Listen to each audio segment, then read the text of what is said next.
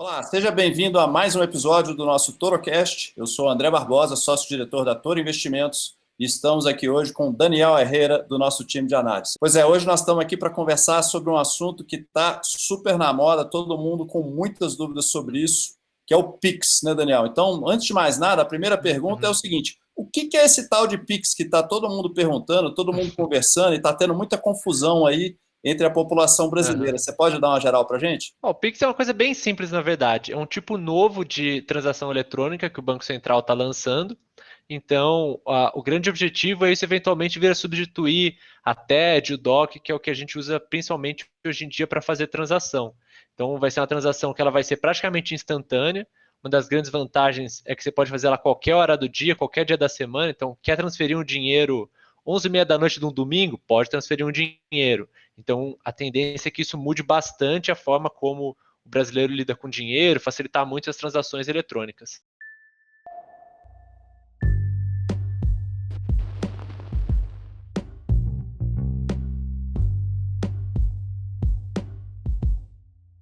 Antes da gente continuar, pessoal, queria pedir para vocês darem um like nesse vídeo, se inscrever no nosso canal também, para vocês continuarem acompanhando aí esse conteúdo que a gente traz para vocês. E aí, continuando o assunto, né, Daniel, por que isso está gerando tanto furor, assim, tanta gente, né, perguntando como é que isso vai impactar, né, as pessoas físicas, os usuários, né, como é que vai impactar também as instituições financeiras? Por que esse é um assunto que está se tornando tão em voga, assim, no momento atual? Para além de todas as facilidades que eu comentei, de poder transferir dinheiro a qualquer hora, isso também deve baratear muito a vida das pessoas, porque o custo de transação tende a ser muito baixo. Muito provavelmente, várias instituições vão ofertar o Pix de graça, então você vai conseguir fazer transferência sem pagar nenhuma taxa por isso, enquanto em outras instituições, com outros tipos de transferência, como TED, DOC, você acaba tendo que pagar uma taxa na maioria das vezes.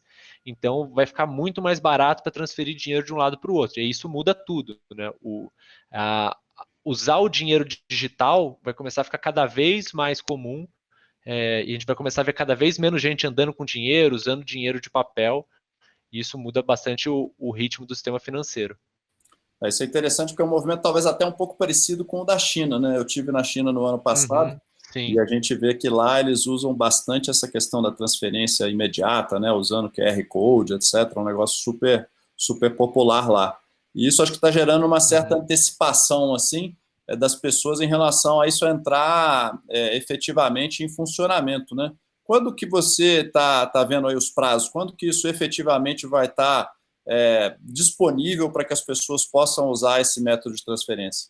A princípio, o Banco Central divulgou que deve começar a operar na metade de novembro. A partir agora de outubro, você já vai tendo os registros disso, você tem que se cadastrar na sua instituição financeira, você vai cadastrar a sua chave Pix, que é uma chave só que você vai utilizar para conseguir mandar dinheiro e receber dinheiro. Então, diferente hoje, quando você vai fazer uma transação que você precisa do nome, CPF, um monte de dados da outra pessoa, agora você vai precisar só de uma chave só. Então, a chave pode ser seu CPF, pode ser o número de celular, um e-mail. Então, isso tudo aí também facilita bastante e deve começar a ser operado só em novembro, mas a partir de agora já vai cadastrando essa chave, fazendo essas burocracias iniciais. E para cadastrar essa chave, etc., você precisa baixar algum aplicativo, colocar alguma coisa no seu Não, celular? não. Como é que funciona isso? Não, essa é uma das outras facilidades. Você não tem que fazer nada de muito diferente. Da mesma forma que você faria uma TED no seu banco, você só vai ter que se cadastrar lá. Todos os bancos já estão avisando, colocando anúncios sobre isso para você ir se cadastrando. Não tem que baixar mais nada além do que você já usaria normalmente para fazer transações no seu internet banking. Então, vai ser um dado seu, por exemplo, o CPF, que vai estar Uhum. vinculado a uma conta em um banco que você já tem, que ela já existe. Isso. Então, entendi. Bacana. Exatamente. Você tem que ter conta no banco, ou numa instituição financeira, mas você não vai precisar de nada além disso para usar esse tipo de recurso. Tá. Isso aí, como é que você acha que vai afetar, né, essas modalidades de pagamento que a gente tem hoje, né? Seja compra por boleto, ou seja você ir numa loja, por exemplo, e usar um cartão de débito ou dinheiro. Como é que isso muda essa dinâmica, né? Tanto pelo lado do consumidor, quanto também pelo lado do lojista ou Uhum. do prestador de serviço, né? Olha, eu acho que é uma mudança, antes de tudo, cultural, né? A gente vai. Talvez não seja uma questão que vai mudar instantaneamente, porque vai demorar um tempo até as pessoas se adaptarem a, a lidar com o dinheiro dessa nova forma, mas no médio e longo prazo espera-se que realmente mude bastante. para o consumidor não só vai ficar mais barato as coisas, mas você também deve começar a ver os lojistas usando cada vez menos cartão, você muito provavelmente vai conseguir pagar as suas contas por QR Code, não vai mais precisar de boleto, porque você vai conseguir fazer transferências instantâneas. Então, você vai lá numa padaria, ao invés de ter que passar o seu cartão, o lojista pode deixar um QR Code lá impresso numa folha de papel ou te passar na hora, você escaneia com o seu celular, paga na hora, não tem que andar com dinheiro, não tem que andar com carteira.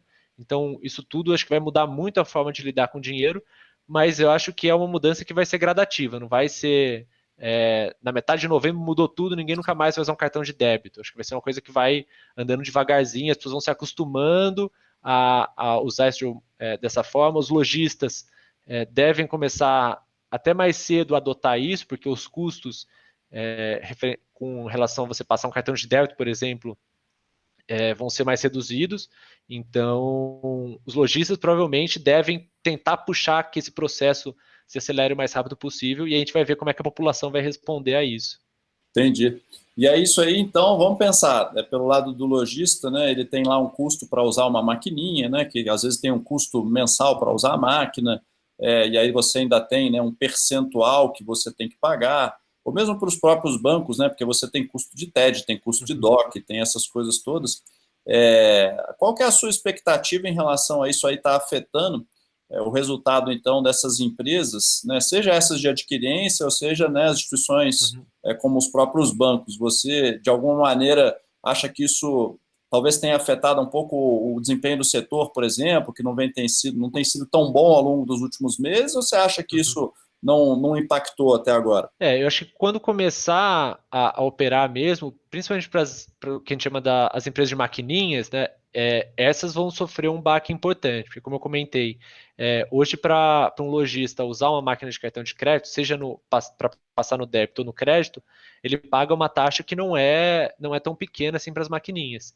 Então, se a gente imaginar que agora as pessoas vão conseguir, como se fosse passar no débito, fazendo transferência de graça ou por uma taxa muito baixa, o lojista tem todo o interesse em utilizar isso e você vai tirar um filão de mercado muito importante dessas empresas de maquininha. Então, elas provavelmente ainda vão continuar operando o cartão de crédito, que o Pix eu acho que não vai suplantar tanto o crédito, mas vai com certeza tirar uma fatia importante dessas empresas.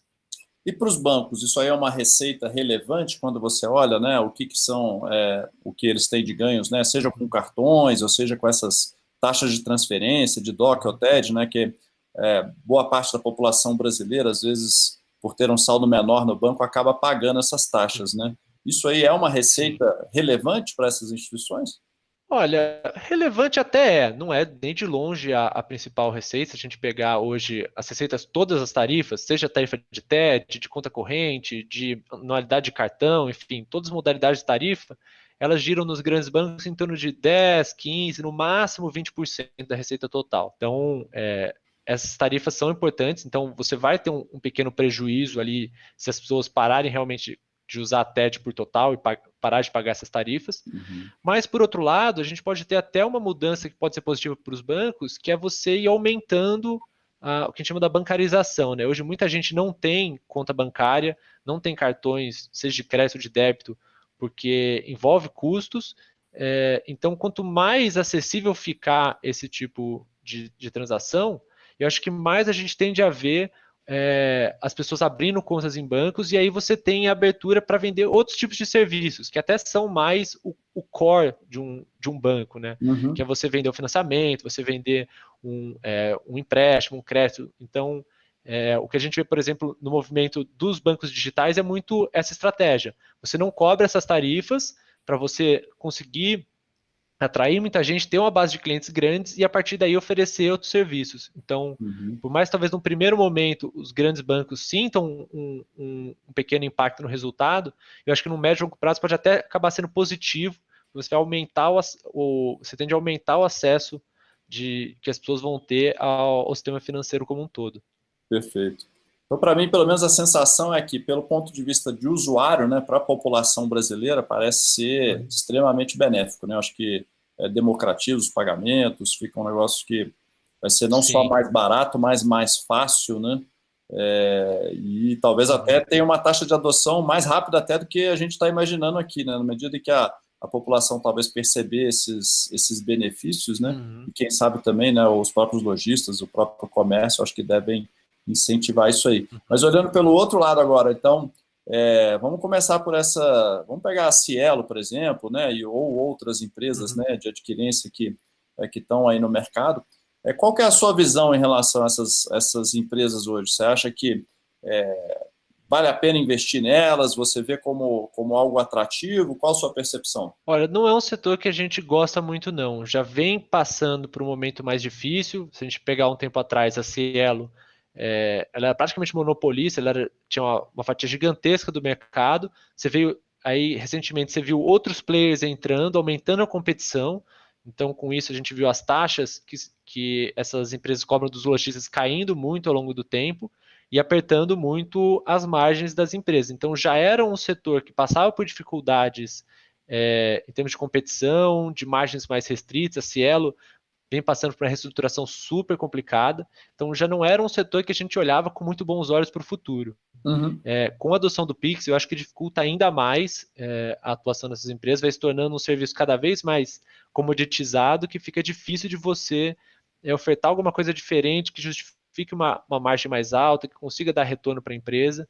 Então, é um segmento que hoje a gente toma bastante cuidado, pode até achar aqui ou ali uma oportunidade, às vezes de mais de curto prazo, mas para longo prazo não é um setor que a gente acha muito atrativo, não.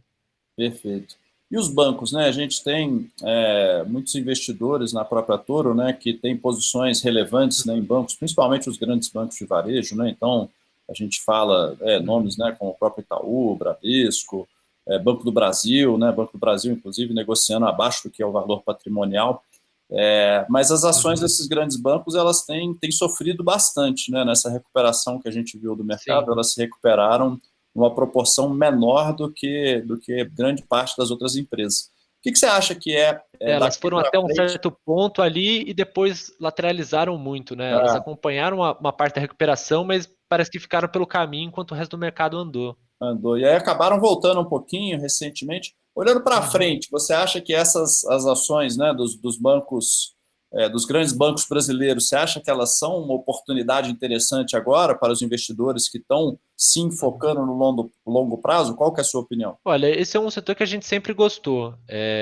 Essa questão do Pix, por exemplo, ele, por mais que a gente comente que ele vá afetar alguma coisa, já é muito parecido com o que a gente via competição de bancos digitais. Então, já era uma coisa que já estava no radar dos investidores, que já era em algum nível uma preocupação, mas, por outro lado, a gente já vem observando esses grandes bancos se movimentando. Nenhum deles está paradão lá esperando o mercado mudar e eles serem pegos na contramão. Eles estão se reinventando, estão investindo muito no digital, em novas tecnologias. Então, não acho que seja um setor que, por mais que ele não tenha performado tão bem nos últimos meses, é um setor que a gente continua acreditando. É um setor que tem mostrado muita resiliência, que faz bons movimentos, que consegue se adaptar, já passou no Brasil por mudanças super profundas, culturais, tecnológicas, macroeconômicas, e sempre consegue se reinventar, bater recordes de resultados, pagar bons proventos. Então, não acho que esse seja o momento de deixar de acreditar nessas empresas, não. Então, para te colocar agora, vou fazer uma pergunta difícil agora. Se você, então, tivesse que recomendar uma ação de banco agora, imagina, né, um investidor que não tem exposição ao setor, qual que seria a sua principal recomendação agora? Uma empresa, Escolher a uma. gente gosta muito aqui, a gente gosta muito aqui de Banco do Brasil. Você até comentou que tá performando abaixo do valor patrimonial. Eu acho que é uma empresa que ela é sempre penalizada por ser estatal, mas eu acho que os resultados dela não vêm justificando essa penalização. Então, é uma empresa que tem muito potencial ainda de voltar para patamares próximos do que operava antes da crise, e vem performando pior do que os seus pares, na minha visão, de forma injustificada. Então, a gente já vem destacando há algum tempo, dentre os bancos, uma oportunidade interessante em Banco do Brasil. Em relação à mudança que a gente teve, né, no time de gestão, né, a mudança do presidente recentemente, etc., você acha que isso aí já está totalmente precificado ou ainda tem algum impacto? Não, eu acho que está precificado. O que eu acompanhei, eu acho que mercado não absorveu isso de forma muito negativa. Eu acho que a gestão ainda continua alinhada a uma gestão focada no acionista, focada em ganhar eficiência. Então, não acho que isso vai ser um problema no futuro, não. Perfeito. Pessoal, esse foi mais um Torocast, então. A gente agradece a audiência de todos vocês. Vamos pedir novamente para vocês darem, né, o like, dar o joinha no nosso vídeo, se inscrever no canal também. E só para dar um resumo, então, o Pix ele é extremamente positivo para todos vocês, para todos nós, para a população brasileira como um todo. Para algumas das empresas do setor financeiro, ele tende a ter efeitos negativos, embora, na opinião, como a gente está ouvindo aqui do Daniel, né, os grandes bancos de varejo não devem ser tão afetados assim. Então, com isso, a gente agradece aí mais uma vez a audiência e a gente se encontra no próximo episódio, não é isso, Daniel? Exato. Um abraço, pessoal, e até a próxima. Obrigado, até logo.